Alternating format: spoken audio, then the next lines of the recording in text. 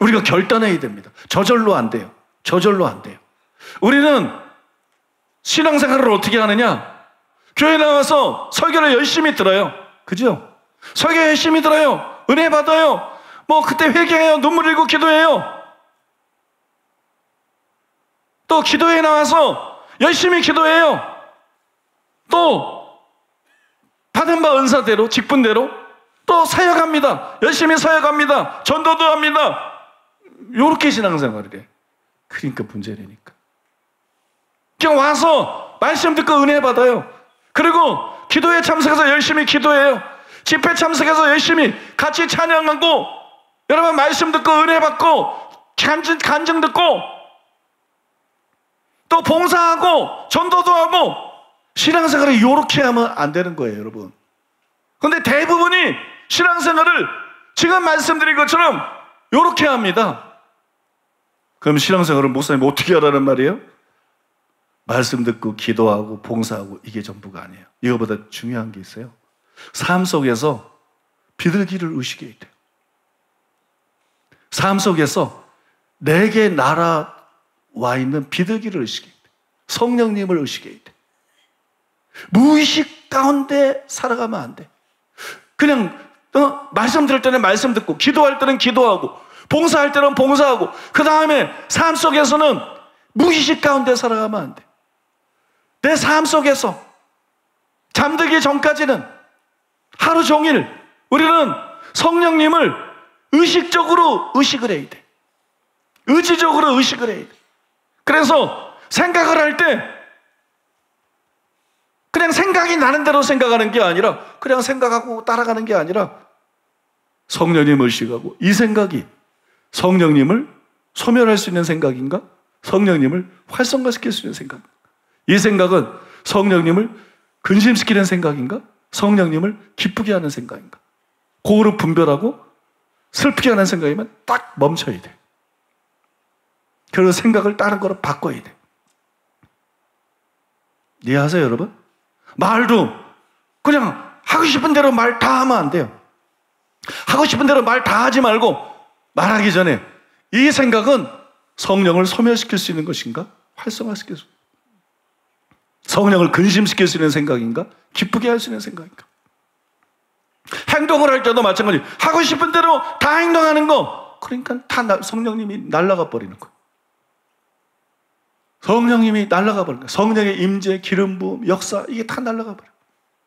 행동을 하기 전에 이 행동은 성령을 슬프게 할 것인가? 기쁘게 할 것인가? 성령을 소멸할 것인가? 성령을 활성화시킬 것인가? 여러분 믿으십니까? 성령을 소멸할 수 있다면 성령을 활성화시킬 수도 있습니다. 성령을 근심시킬 수 있다면 성령을 기쁘게 할 수도 있습니다. 사람 속에는 육체의 소욕이 있고, 사람 속에는 성령이 내주하는 사람은 성령께서 주신 성령의 소욕이 있습니다. 성령의 소욕에서 나온 생각, 육체의 소욕에서 나온 생각, 육체의 소욕에서 나오는 말, 육체의 소욕이라는 이 뿌리에 나오는 행동은 성령을 소멸시킵니다. 성령님을 근심케 합니다. 암만 성령 세례 받았어도 소용없어요. 암만 성령의 은사 받았어도 소용없어요. 암만 성령의 기름 부음을 받고 권능을 받았어도 그러면 소용없어요. 성령의 소욕에서 나온 생각, 성령의 소욕에서 나온 말, 성령의 소욕에서 나오는 행동, 이것은 성령님을 기쁘게 합니다. 이거는 성령님을 활성화시킵니다. 성령님의 역사를 불릴듯이 만듭니다. 받은 게 전부가 아니라는 거예요.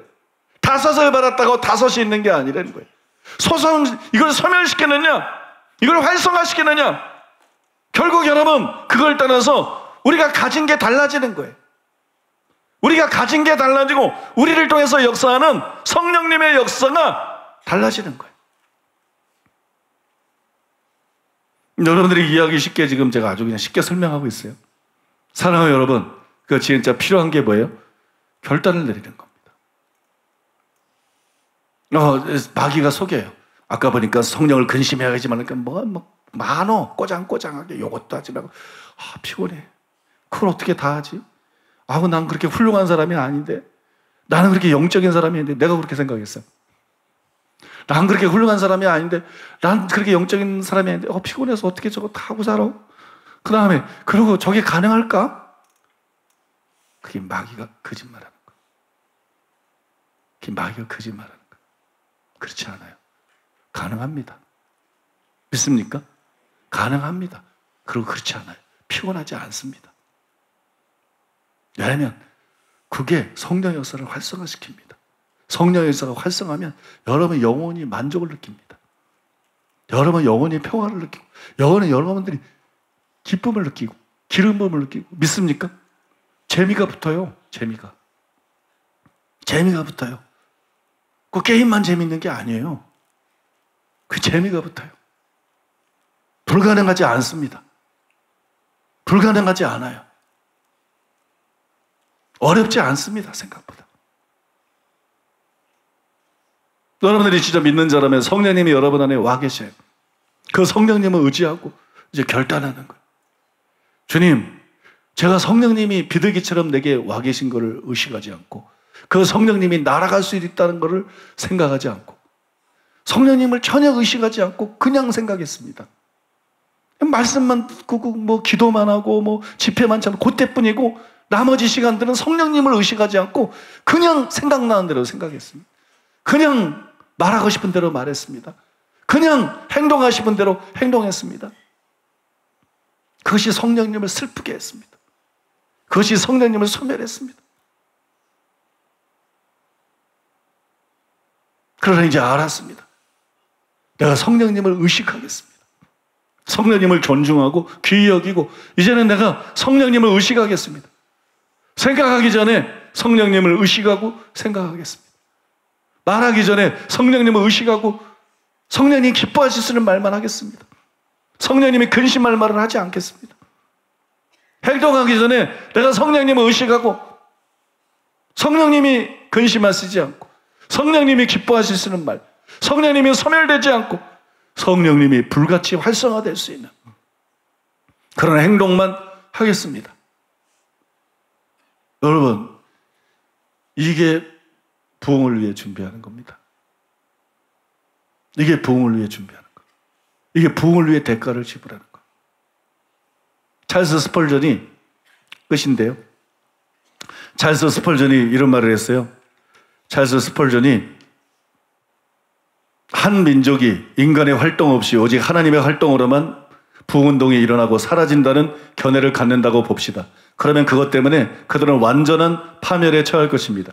그런 착각 아래서는 어떤 부흥운동도 3일 동안 지속되지 못했고 앞으로도 못할 것입니다. 엄중한 진실은 성령님이 지극히 쉽게 소멸되신다는 것입니다. 성령님의 어떤 활동이든지 어떤 도덕적 활동이든지 저항에 부딪힐 수 있습니다. 부흥운동에는 엄청난 책임이 따릅니다.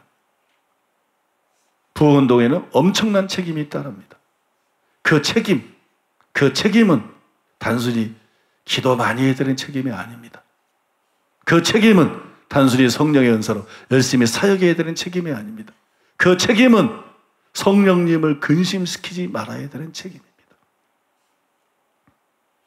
우리의 삶 속에서 항상 성령님을 의식하고 생각하고 성령님을 의식하고 말하고 성령님을 의식하고 행동함으로써 성령님을 근심시키지 말아야 되는 책임이에요. 그런 사람들이 성령님이 예수님에게 머물렀던 것처럼 머무는 거예요. 세례받고 물에서 올라오실 때 성령이 비둘기같이 내려오셨어요. 예수님은 설교할 때만, 또 설교 들을 때만, 기도할 때만 예수님은 깨어있는 내내 예수님은 성령님을 의식했습니다. 예수님은 성령님을 존중했습니다. 예수님은 성령님을 슬프게 하지 않았습니다. 예수님은 성령님을 기쁘게 해드렸습니다. 그래서 성령님이 예수님에게 머물렀어요. 좋으니까, 편안하니까. 예수님께서 머물렀어요. 그 결과가 뭐예요? 예수님에게 성령께서 주시는 지혜가 나타나는 거예요. 예수님께 성령이 주시는 지식이 나타나고 계시가 나타나는 거예요. 예수님께서 성령이 주시는 치유가 나타나고 축사가 나타나고 기적이 나타나는 거예요.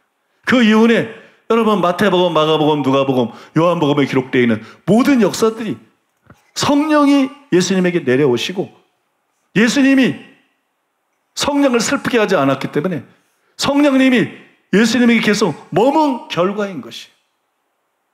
오늘날도 사역의 비결은 똑같습니다. 오늘날도 여러분 부흥의 비결은 똑같습니다. 성령이 우리에게 임하셨을 때 그 성령님을 의식하고 살아감으로써 예수님에게 머물렀듯이 우리에게 머물게 하는 것. 그러면 요한복음 14장 12절이 우리에게 실체가 될 것이. 나를 믿는 자는 나의 하는 일을 저도 할 것이요 또한 이보다 큰 것도 하리니 이는 내가 아버지께로 가매니라. 여러분 믿으십니까? 예수님에게 성령이 임하시고 주님이 성령을 근심하게 하지 않아서 성령님이 계속 예수님께 머물러. 그래서 예수님의 삶 속에 있었던 그 공생의 삼중사역, 그죠? 진리를 가르치시고 천국 복음을 전파하시고 병든 자를 고치시고 약한 자를 고치시는 이 모든 것이 가능했던 것이.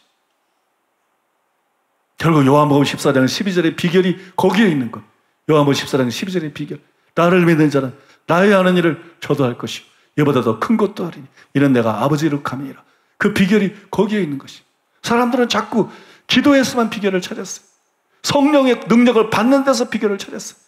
성령의 은사로 사역하는 데서 비결을 찾았어요. 그래서 그걸 놓쳤어요. 대부분의 목사들이, 대부분의 신자들이 성경과는 다릅니다. 그걸 놓쳤어요. 김옥경 목사님 간증에 나타나는 특성이 그런 거 아닌가요? 늘 하나님을 의식하고 하나님을 슬프게 하지 않고 하나님 단순히 기도 많이 하는 게 아니죠. 그죠? 단순히 기도 많이 하는 게 아니죠. 단순히 열심히 기도하고 사역하는 게 아니죠. 성경에서처럼 하나님의 역사와 기적과 능력이 나타나는 사람들의 특징은 바로 그것이었습니다. 단순히 기도를 많이 한 게 아니에요. 항상 하나님을 의식하는 거예요. 성령의 비둘기가 날아가지 않고 머물도록 한 것이에요. 그렇게 할 수 있습니다. 저도 그렇게 할 수 있고 여러분도 그렇게 할 수 있습니다. 결단하면 그게 시작입니다. 완벽하지 않아도 문제 없어요. 애가 처음부터 뛰어가면 애가 아니에요. 그건 도깨비지. 애는 걸어가다가 쓰러지고 믿습니까?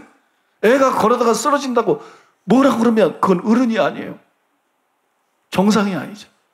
애가 걸어다가 쓰러져도 안 걸었던 애가 2걸음 걷고 쓰러지면 그거 칭찬하고 3걸음 걷고 쓰러지면 그거 기뻐하고 주님이 우리를 그렇게 보십니다. 저와 여러분들이 이제는 성령을 근심시키지 않는 삶을 살기로 결단하는 거예요. 결단하고 이제 오늘부터 살아가는 거예요. 근데 또 화를 내기도 합니다. 근데 또 여러분 남을 비판하기도 합니다. 근데 또 남을 친절하게 행동하지 않기도 합니다. 근데 우리는 그런 것에 걸려가지고 나는 안 되나 봐. 마귀가 속이는 거예요. 하나님 그렇게 해보지 않아요? 너는 3번 화낼 수 있었어. 너는 이 결단하기 전에는 3번 화냈을 거야. 근데 지금은 1번밖에 화를 안 냈네. 응? 잘하고 있다. 희망이 있다. 그 잘하고 있는 거야. 계속하면 너는 이제 3번 하는 일이 있을 때 3번 다 화를 안 낼 수 있어. 여러분 믿습니까? 그 결단을 지금 하게 되시기를 바랍니다. 그 결단을 하기를 하나님이 지금 원하셔요. 그 결단을 하기를. 그 결단을 통해서 여러분의 인생을 바꿔놓기를 원하십니다. 성령 받아서 갑자기 바뀌는 게 아닙니다. 성령의 불 받아서 갑자기 바뀌고 능력이 나타나는 게 아닙니다. 그 결단을 통해서 여러분을 바꾸기를 원하시고 그 결단을 통해서 여러분의 사역과 삶을 하나님이 바꾸기를 원하십니다.